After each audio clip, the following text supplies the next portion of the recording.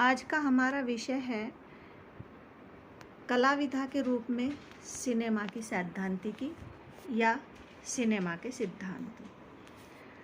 अगर कला विषय के रूप में सिनेमा के सिद्धांतों को जानना चाहते हैं तो सबसे पहले हमें देखना होगा कि कला विधा के रूप में सिनेमा को हम कैसे स्वीकार करते हैं, अर्थात कला विधा के रूप में सिनेमा को स्वीकार किया भी जा रहा है या नहीं, या फिर अगर किया जा रहा है तो क्यों और कैसे स्वीकार किया जा रहा है। कला एक ऐसी चीज़ है जिसके लिए हम देखते हैं तो जब से मनुष्य का जन्म हुआ है तब से कला का भी उसने धीरे धीरे विकास शुरू कर दिया था। मानवीय भावनाओं की सहज अभिव्यक्ति हम कला को मान सकते हैं, अर्थात कला हमारे मन में जो कल्पनाएं आती हैं उन्हें प्रकट करने का एक सशक्त माध्यम होता है। जैसे हमने कोई फूल देखा और हमारी स्मृति में वो फूल बन गया और हम उस अपने याददाश्त के हिसाब से, स्मृति के हिसाब से उस फूल का चित्रण करते हैं। या हमारे सामने एक फूल है और हम ऐसी हमारी कल्पना निर्मित हो जाती है कि हम ऐसा ही फूल दूसरा अपने पृष्ठभूमि पे, आर्ट के पेज पे बना सकते हैं। तो जो भी हमारी कल्पनाएं हैं या जो हमारी कलात्मकता है उसको अभिव्यक्त करने का एक माध्यम है कला, जिसे हम अपनी इच्छा के अनुसार भिन्न भिन्न रूप देते हैं। कभी हम अपने भावनाओं को चित्रकला के माध्यम से अभिव्यक्त करते हैं, कभी नृत्य के माध्यम से व्यक्त करते हैं, तो कभी एक्टिंग के माध्यम से भी व्यक्त कर सकते हैं। दूसरे शब्दों में कहें तो हम ये भी कह सकते हैं कि कला हमारे विचारों का एक दृश्य और श्रव्य रूप है जो केवल आनंद ही नहीं देती बल्कि मनुष्य की रुचि और सुझाव को एक आकार प्रदान करती है और उसकी सृजनात्मक क्षमता का विकास करती है। यानी कि एक कला में अगर हम अपना अभिव्यक्ति कर रहे हैं तो हमारी सृजन करने की क्षमता, प्रोडक्टिविटी बढ़ जाती है और उसके जीवन को एक अर्थ प्रदान करती है कला। ये भी कह सकते हैं कि कला प्रकृति का एक दुर्लभ उपहार है मनुष्य के लिए, जो हमारी कल्पना शक्ति और सृजना शक्ति से युक्त है। इसलिए मनुष्य ने अपनी सृजनात्मक शक्ति का परिचय देते हुए सभ्यता का जब विकास हुआ था उसके शुरुआत से ही कला के विभिन्न रूपों का विकास किया था, जैसे नृत्य, गीत, संगीत, अभिनय, चित्रकला आदि। सिनेमा एक ऐसी कला विधा है जिसमें कला के विविध रूप, नृत्य, गीत, संगीत, अभिनय, चित्रकला आदि समाहित रहते हैं। और चूंकि इसमें कई कलाओं का समावेश रहता है सिनेमा में, इसलिए सिनेमा आम जनता से सरलता से संवाद करने में भी सफल हुआ है और समाज में गहरे तक उसने जुड़ाव भी उत्पन्न किया है। यानी कि समाज का कोई भी वर्ग क्यों ना हो, वो कहीं ना कहीं सिनेमा से प्रभावित होता है और उससे जुड़ाव महसूस करता है। अब हम ये तो हो गया हमारा कला विधा के रूप में हम सिनेमा को कैसे देखते हैं। दूसरा हम देखते हैं कि जब कला का निर्माण होता है या जब सिनेमा का निर्माण होता है जिसमें कई कलाएं होती हैं समाहित, तो उसमें क्या कुछ सिद्धांत होते हैं? अगर सिद्धांत होते हैं तो इन सिद्धांतों को कौन बनाता है, कौन उनको फॉलो करता है, क्या ये सिद्धांत होते हैं? तो कई विधाओं और कलाओं को समेटे हुए आज जब सिनेमा सबसे लोकप्रिय विधा के रूप में देखा जा रहा है, तो हम ये देखते हैं कि सिनेमा केवल आनंद नहीं है बल्कि एक विचार भी है। ये मनोरंजन के साथ साथ समाज को एक वैचारिक रूप से गहरे तक प्रभावित भी करता है। हालांकि ये प्रभावित होता भी है समाज से, लेकिन प्रभावित करता भी है। इसलिए फिल्म निर्माण के दौरान निर्माताओं, निर्देशकों द्वारा कुछ सिद्धांत बनाए जाते हैं, कुछ मूल्य, विषय, नियम आदि तय किए जाते हैं। फिल्म के माध्यम से दर्शकों तक क्या संदेश, किस रूप में और कैसे पहुंचाना है, इन बातों का निर्णय करने का अधिकार केवल फिल्म निर्माताओं को होता है।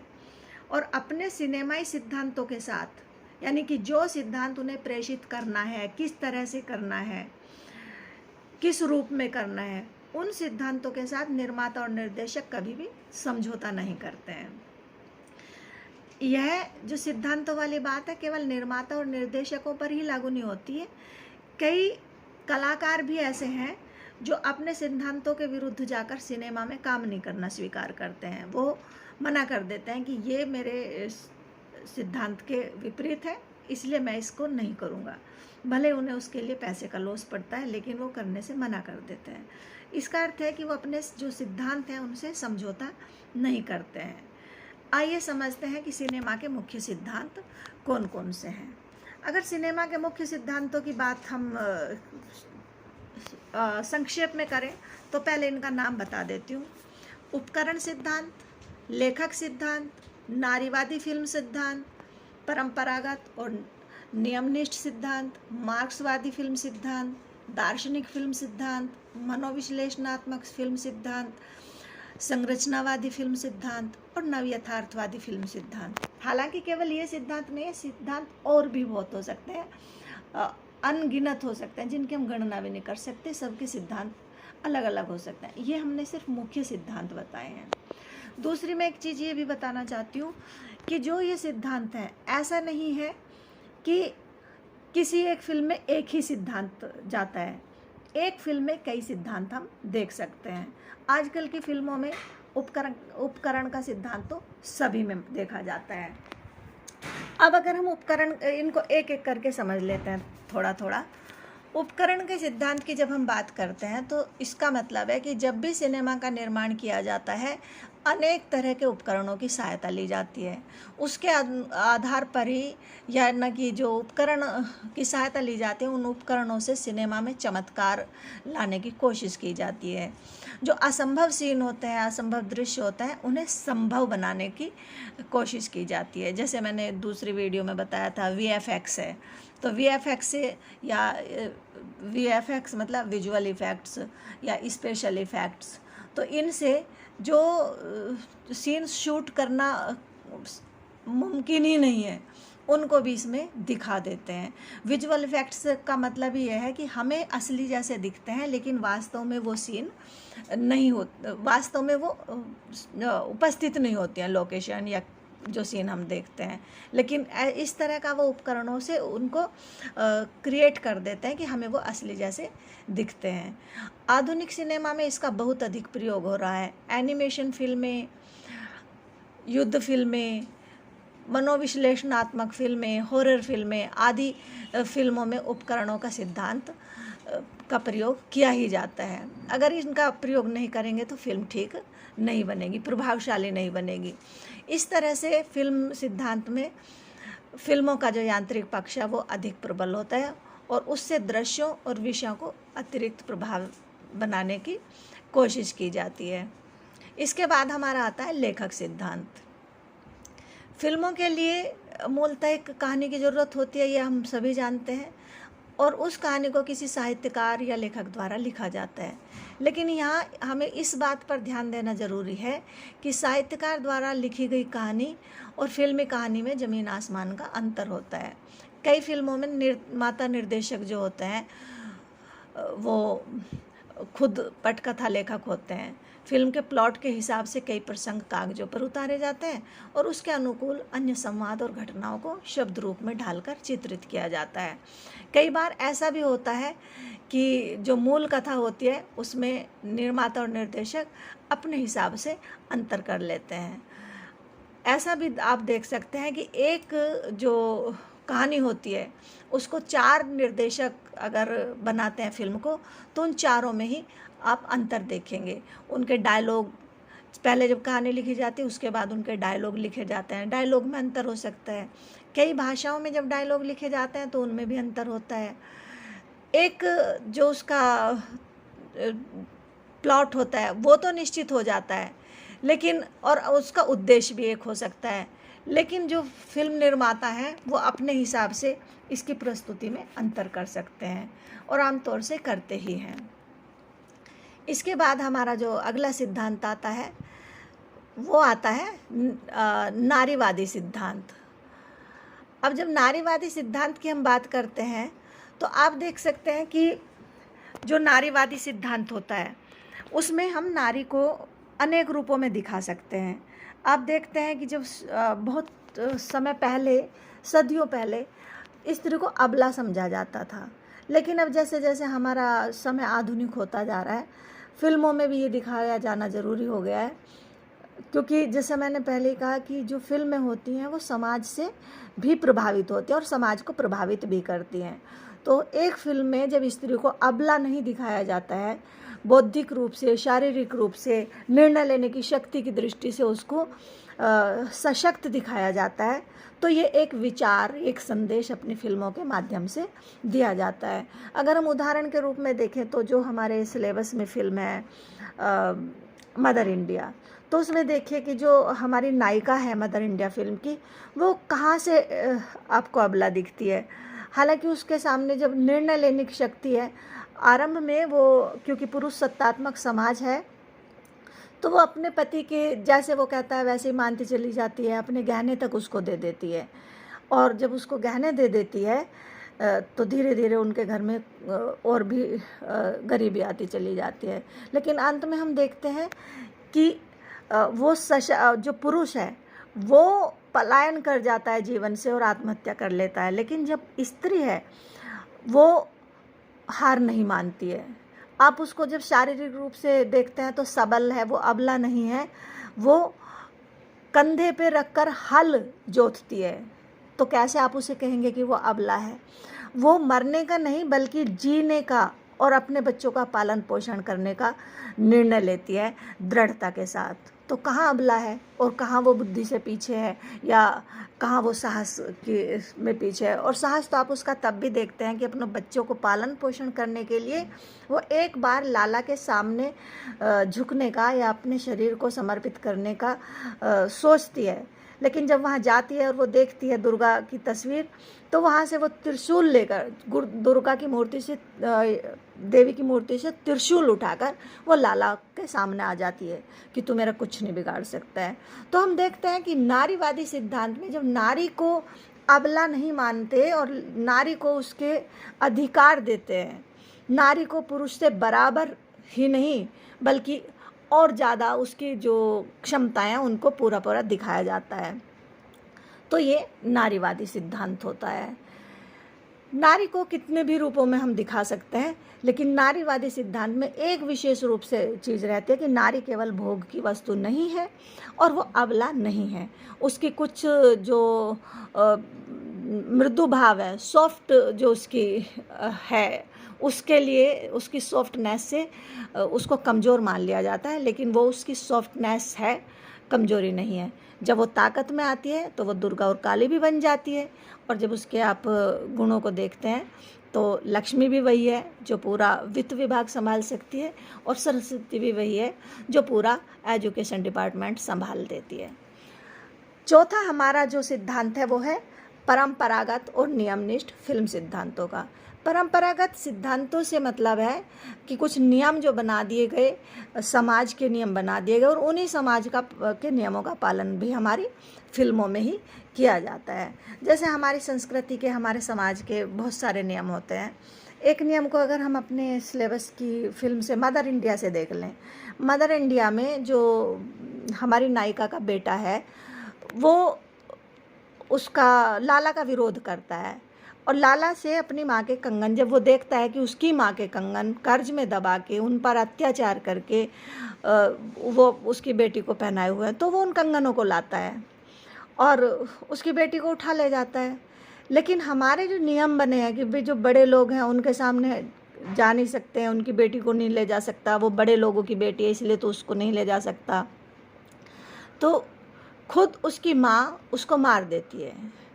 तो ये कुछ परंपरा के जो नियम थे, हालांकि आधुनिक युग में वो नियम नहीं चलते हैं, लेकिन जब उन्हीं नियमों को लेकर फिल्में बनती हैं तो वो परंपरागत और नियमनिष्ठ फिल्म सिद्धांत कहलाते हैं।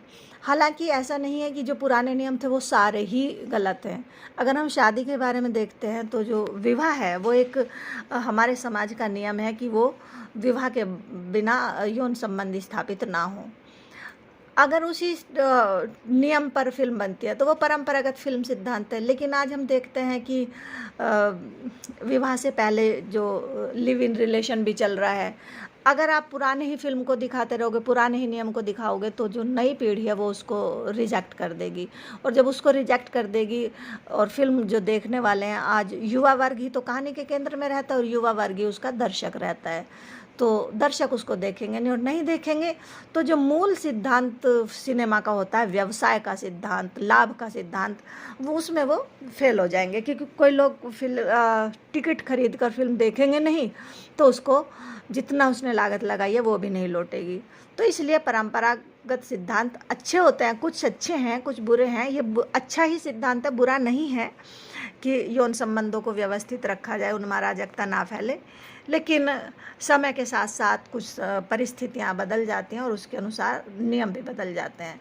तो परंपरागत नियमों का सिद्धांत वो होता है जिसमें परंपरागत नियम को फिल्मों में दिखाया जाता है। इसके बाद हमारा अगला सिद्धांत आता है मार्क्सवादी फिल्म सिद्धांत।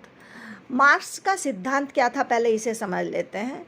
मार्क्स का सिद्धांत ये था कि जो समाज है, दुनिया है, इसमें वर्ग संघर्ष चलता रहता है, और वर्ग संघर्ष में जो बड़ी मछली है वो छोटी मछली को खा जाती है।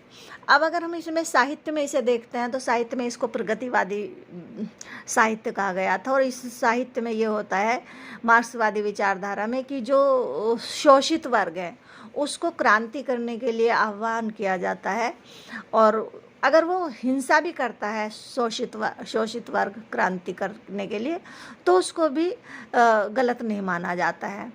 और मूल रूप से जो शोषक वर्ग है, जो गरीब का शोषण करता है, मजदूर का शोषण करता है, उसके भर्त्सना की जाती है इन फिल्मों में, यानी इस फिल्म के सिद्धांत में। और जो शोषित है उसके प्रति थोड़ा सा दया का भाव रखा जाता है और उसकी पीड़ा को दिखाया जाता है। अगर हम अपनी इन फिल्मों में देखते हैं तो जो मदर इंडिया, उसी को हम लेते हैं, उसमें लाला कितना शोषण करता है मजदूरों का, ये उसमें दिखाया गया। और उसके प्रति जो भर्त्सना हम तब देखते हैं कि जब जो नायिका है मदर इंडिया की, वो देवी का त्रिशूल उठाकर उसको मारने के लिए जाती है, और जब उसको मारने के लिए जाती है तो दर्शकों की सहानुभूति कहीं लाला के साथ नहीं होती है, नायिका के साथ होती है।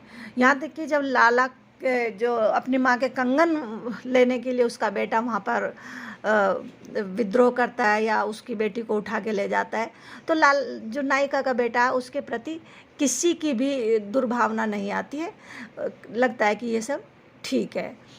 क्यों? क्योंकि जैसे मैंने अभी कहा कि मार्क्सवादी सिद्धांत में जो शोषित वर्ग हैं उसकी हिंसा को भी जायज़ ठहराया गया है।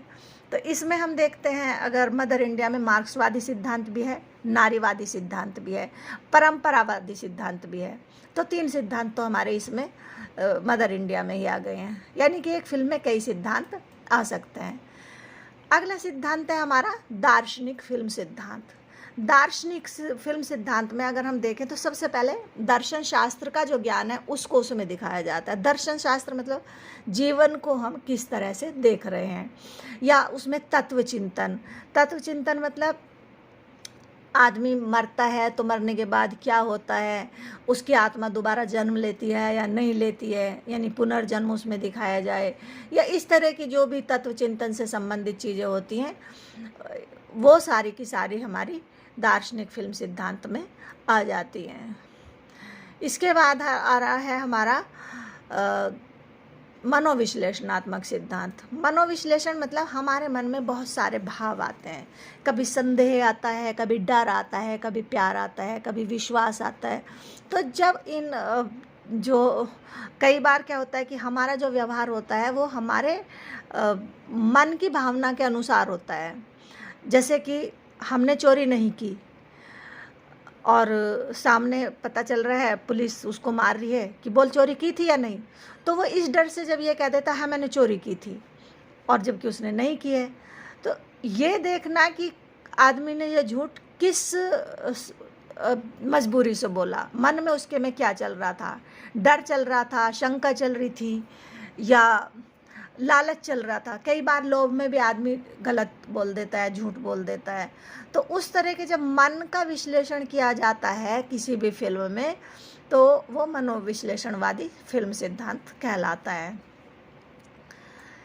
जैसे कि अगर हम उसी मदर इंडिया में देख लें तो मदर इंडिया में जो नायिका का पति है, जब वो आत्महत्या करने के लिए चला जाता है, या जब उसके पैर जो गले में जूतों की माला लटका दी जाती है, उसके बैल को छीन लिया जाता है, वो घर आता है तो उसकी मनोदशा कैसी थी। जब उसकी मनोदशा का अगर हम विश्लेषण करते हैं तो वो हमारा मनोविश्लेषणात्मक सिद्धांत कहलाता है। और ये कई बार जो इसमें मनोविश्लेषण के सिद्धांत पर पहुंचते हैं तो इसमें कई बार जैसे दीवार फिल्म में अगर हम देखते हैं तो दीवार फिल्म में जो अमिताभ बच्चन है वो बहुत सारे काम गैर कानूनी करता है, कानून का उल्लंघन करता है। देखने में तो हम उसको अपराधी मानते हैं, लेकिन क्योंकि वो कानून के विरोध में करता है तो हम उसके मन का विश्लेषण अगर उसमें देखते हैं कि आखिर वो अपराधी क्यों बना था। और इतना उसने हालांकि गलत कुछ नहीं किया, लेकिन कानून की नज़र में उसने सब कुछ गलत किया था। और इतना उसके संबंध टूट गए कि माँ भी उससे अलग हो गई, जो माँ उसको बहुत प्यार करती थी और वो भी माँ को बहुत प्यार करता था। वो दूसरे भाई के पास चली जाती है, भाई भी उससे अलग हो जाता है, उसे अकेला छोड़ देते हैं। तो ऐसा वो क्यों बना था, तो उसका जब मनोविश्लेषणात्मक सिद्धांत इसमें आता है कि उसके हाथ पर जब लिख दिया कि तेरा बाप चोर है, मात्र एक संवाद से, एक क्रिया से जो दूसरों ने किया, उसके हाथ पे लिख दिया कि तेरा बाप चोर है, उससे उसमें नफरत पैदा हो गई उन लोगों के प्रति जो गरीबों का शोषण कर करके धनी बन गए हैं। तो ये सारी जो सिद्धांत होते हैं ये मनोविश्लेषणवादी सिद्धांत कहलाते हैं। यानी कि हम देखते हैं कि अपनी फिल्मों में, या जैसे जो मदर इंडिया फिल्म में भी अगर हम मनोविश्लेषणवादी सिद्धांत देखें तो वास्तव में जो नायिका का बेटा है वो अपराधी वृत्ति का नहीं था, वो समझदार था, वो बुद्धि से तेज था, कर्मठ भी था, वो सिर्फ अत्याचार के या शोषण के विरुद्ध लड़ने वाला था। और इसीलिए वो अपराधी वृत्ति यानी कि खुद अपनी माँ के हाथों उसकी मौत, अपनी माँ के हाथों से मौत पाता है, वो हत्या माँ को करनी पड़ती है। तो ये सारी जब हम इन पे विचार करते हैं तो ये मनोविश्लेषणात्मक सिद्धांत होते हैं। अगला है हमारा संरचनावादी फिल्म सिद्धांत। अब संरचनावादी फिल्म सिद्धांत क्या होता है, किसी भी फिल्म की जो संरचना होती है वो कहानी से लेकर उसकी प्रस्तुति तक उसके अनेक प्रकार हो सकते हैं। अगर आप देखें तो जो 3 इडियट फिल्म है उसको आप ऐसे नहीं है कि एक बार शुरू हुई और आप बस आगे तक देखते चले जाते हैं। उसमें कहीं वो पीछे की कहानी बताते हैं, कहीं वो ये बताते हैं कि कैसे वो साइंटिस्ट बनता है, कहीं वो ये बताते हैं कैसे उनके प्यार की वो चलती है, कहीं ये देखते हैं कि जो चतुर है उसमें चतुर कैसे धोखे करता है तो क्यों करता है। 3 दोस्तों की कहानी में कभी पीछे का दिखाते हैं, कहीं आगे का दिखाते हैं, कहीं वो ऐसा जो इसकी संरचना हम मुख्य रूप से देखते हैं तो एक कहानी सुनाने की संरचना इसकी है। वो 3 इडियट फिल्म में कहानी सुनाते हैं, फिर उसका एक सीन दिखा देते हैं, फिर आगे कहानी सुनाते हैं, फिर एक सीन दिखा देते हैं। तो इस तरह से संरचनावादी सिद्धांत कहलाता है कि जो फिल्म की संरचना है वो किस तरह की है।